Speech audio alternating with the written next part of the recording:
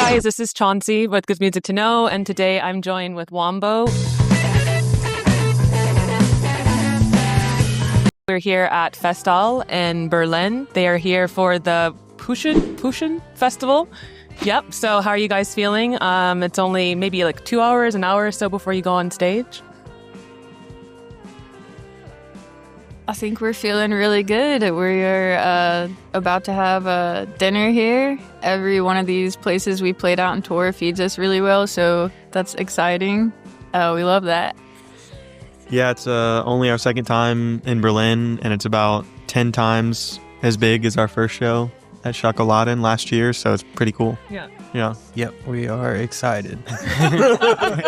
So enthusiastic. But I wanted to get into the title name of the album. So Danger in Fives. It sounds kind of like ominous, maybe a bit cryptic. So just curious, how did you guys come up with this name for the album, and what does it mean in relation to like the world of this like trippy, cool album as well? I think for me, it came after we wrote the song and I put lyrics onto it. I just like chewed on a bunch of words from pulling from lyrics from the album and just try to go with my gut feeling on what like sounded right, and that one just did. And I think the colors and the words and the emotions it kind of brings, even if, you know, it's sort of cryptic, it like made me feel like how a lot of the songs felt in a cluster, you know, so we chose it. And so this album definitely feels like a complete shift, a bit like from your other albums. So you have these linear and like scene-changing songs that kind of move without returning to familiar structures. When you guys were making this album, did anything feel different compared to previous albums? Yeah, I mean, I would say we took a lot longer, just demoing and finding a bunch of different ideas and not being married to everything and scrapping some. And there was also several that came about in a different way. Most of our songs have always like developed in the basement, just jamming. And then there was several on here that Cameron and Sydney kind of like demoed on the computer, and it started as like just maybe a drum track and Sydney messing around with different vocal things. And so, yeah, that's just a different process that we haven't tried on the previous albums. Is that good? Yeah. You guys got anything? That was good. Yeah. Okay. And your music feels like it's tied to imagery. So there's like crooked landscapes, and then there's dreamlike pacing and maybe like strange motions. So if Danger in the Fives existed as like a film or an animation, what would it look like? Well, we did do music videos actually for it, and I think that those, which you can like find on YouTube, are the best representation of it, because we sort of did it on a budget in my garage with just like either found material or things we would get at Lowe's, and we built sets for it, and the way it was kind of like jankily strewn together, I think embodied the way that we made the album. And so I think the visuals in that represent it pretty well. Yeah. It has this like old school 90s feel to it, like that one show Anna Anaconda or something like this. Like it kind of reminds me of that, like that surreal lo-fi world. So I'm a massive fan of it. Yeah. It's very weird. I watched it as a child, but it's like very strange.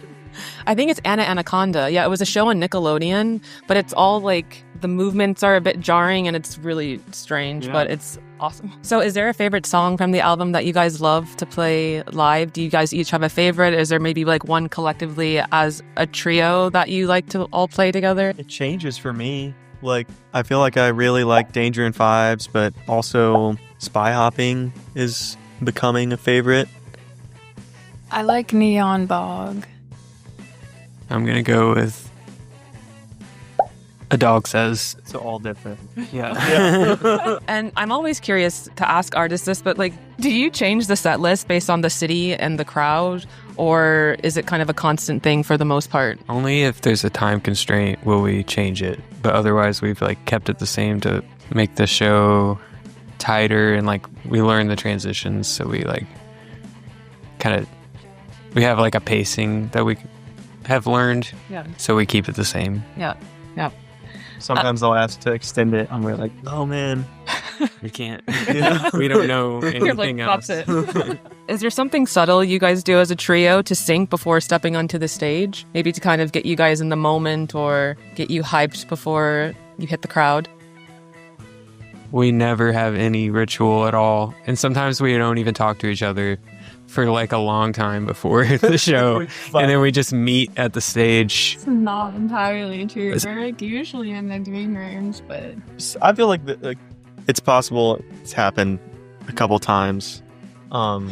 I mean, yeah, I definitely, we're on tour and the green rooms are small and we're around each other a lot. So, yeah, but, I think that we each, are able to have our own little personal rituals that make us feel good and in a space. But, I don't like to really, hide away in the green room too much. I like to, be out and about talking to people.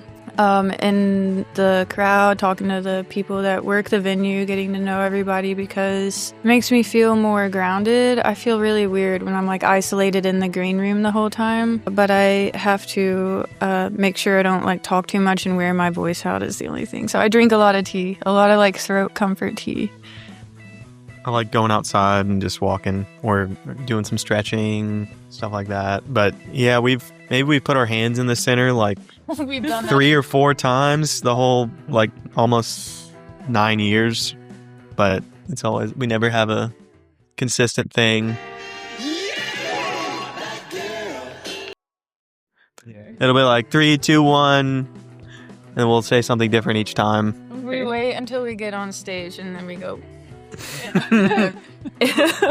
So if tonight's show had to be summed up as a feeling you want to leave in the room, what would it be? I think I just want everyone to have a good time and remember the show fondly and leave a good taste in people's mouths. I hope they like us, but it's okay if they don't. And we just get up there and play the songs we know to play and have no real expectations. And usually we're pleasantly surprised at all the things. Yeah, Germany has been awesome. Yeah, Germany's amazing. Everyone's so nice, and all the shows have been just incredible and fun. And I don't know.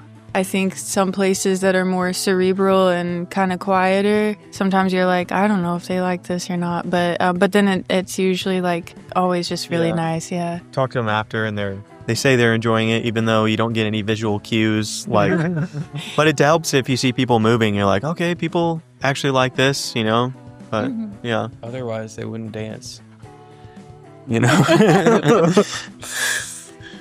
Or they're just paralyzed. Yeah. By music. Like a deer in the headlight. It's so good. They're just stunned. Now that the album is out, what part of this next chapter excites you all the most? I'm ready to make new songs. Yeah. Okay. Yeah. Get back in the lab. Is there already something new on the horizon for you guys? I mean, been working on demos, I guess, in the hotel rooms and stuff, but not really. We've been so busy touring. It's this is our 3rd month of touring with little breaks in between, but we've been just trying to tour these songs that just came out in September, so not really anything.